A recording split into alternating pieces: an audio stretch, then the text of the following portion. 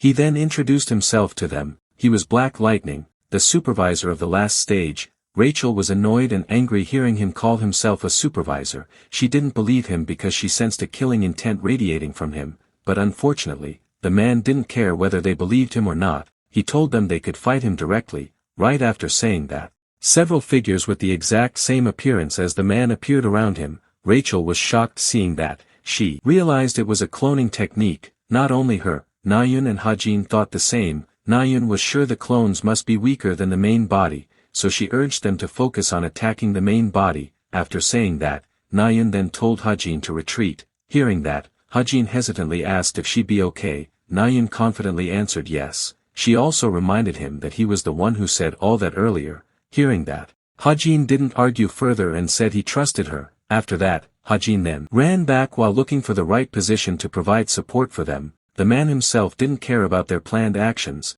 He then summoned many swords from the portal behind him and floated them forward to attack them. But fortunately, Nayun could react quickly and immediately parried all the flying swords before they could distract Hajin. After that, she then told Rachel she would handle the clones and asked her to find the main body. She also asked if she could use a spirit or something else to do it. Hearing that, Rachel said she'd try. Right after Rachel used her spirit, she then quickly scanned the man's clones one by one, until finally, she found the figure she suspected was the main body. Right after that, Rachel then dashed toward the man and launched an attack on him. Her attack successfully broke some kind of barrier protecting the man's body, but, instead of feeling threatened, the man laughed. He didn't expect Rachel's instincts to be so sharp. He never thought she'd improve this much. Amidst the man's efforts to defend himself from Rachel's attacks, he accidentally revealed a mark on his hand. Rachel, seeing the mark, was shocked, because she knew it indicated he was one of the Dark Moon of Death.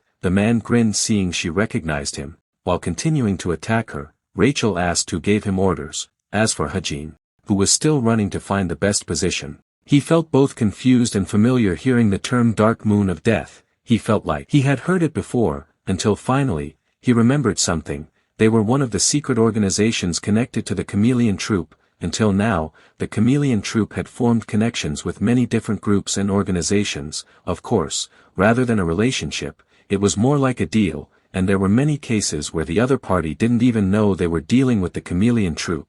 But what confused Hajin was, weren't they only active around Pandemonium? Why were they at Cube's exam location? Hearing that Rachel recognized his origin, the man sarcastically said it seemed they had become quite famous. Right after saying that, the man then summoned a reddish water-like orb that looked like blood in his hand. Seeing that, Hajin confusedly wondered what it was. Was it a magic device? He also felt its mana flow seemed familiar, until finally, he remembered something that could answer his question. It was the moment he fell freely down here. Right after realizing that, Hajin then frantically aimed at the man and shot at the reddish water orb he summoned, but unfortunately, his shot was easily blocked by the man's flying sword, and when the reddish water orb in his hand finally formed perfectly, the man grinned happily. He then immediately used it to attack them.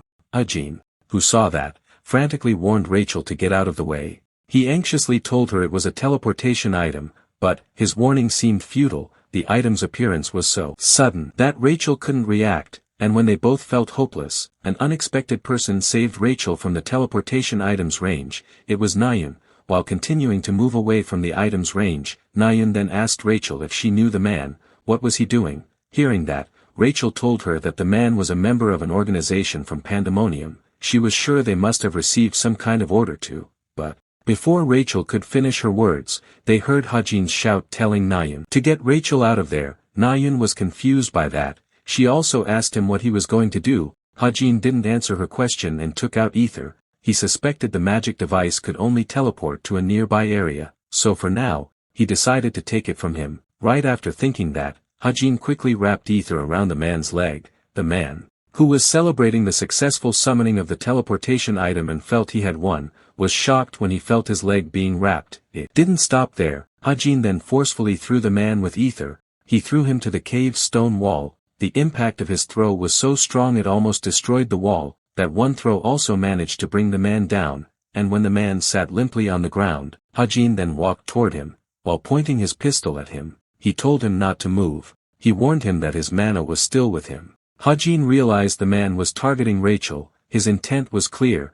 he didn't know their purpose, but the Dark Moon of Death's leader also came from England, so he suspected there must be some deal with Lancaster. Hajin then asked him who sent him here, but, faced with his pistol, the man's face showed no fear or panic at all. He casually asked him, "What are you going to do with a cadet's pistol?" His casual question naturally annoyed Hajin. But the man wasn't wrong since the weapons carried by cadets were provided by Cube, so, annoyed that the man underestimated his weapon, Hajin then activated his stigma and summoned the pistol he usually used, and before the man could react, Hajin pointed the pistol at his head again. The man was shocked by that. He realized the pistol now in his hand was far more menacing than before. With a threatening gaze, Hajin then asked him if he was ready to talk now, but the man didn't answer his question directly and instead asked back, "Are you really just a cadet?" But Hajin replied that it was none of his business. The man looked resigned. Hearing that, he felt like he had stepped on a landmine. Hearing his muttering, Hajin warned him he'd die if he kept acting up, so, he told him to speak again. But, the man just stayed silent when faced with his question. Hajin could only feel confused by the situation. He was unsure what to do if the man kept his mouth shut. He also regretted not writing what happened during the exam in more detail. But, while he was lost in thought, he was startled by Nayun and Rachel's shouts calling him. And when he turned around, the teleportation item the man used earlier had activated, about to envelop them both. Seeing that, Hajin could only curse. It was too late for him to escape. The man grinned happily seeing his plan work perfectly. Nayun and Rachel were just as shocked as he was seeing that. The incident was so sudden they couldn't react, until finally, the teleportation item shrank and enveloped them. And when Nayun closed her eyes due to being overwhelmed by the impact of the item's activation, when she opened her eyes again, the item had shrunk to the size of a ball. Hajin and the man were completely gone. The item kept shrinking until it vanished without a trace. Nayun and Rachel could only stand frozen seeing that. Their hearts were so shocked by the sudden change. With a trembling voice, Nayun then shouted, calling Hajin's name.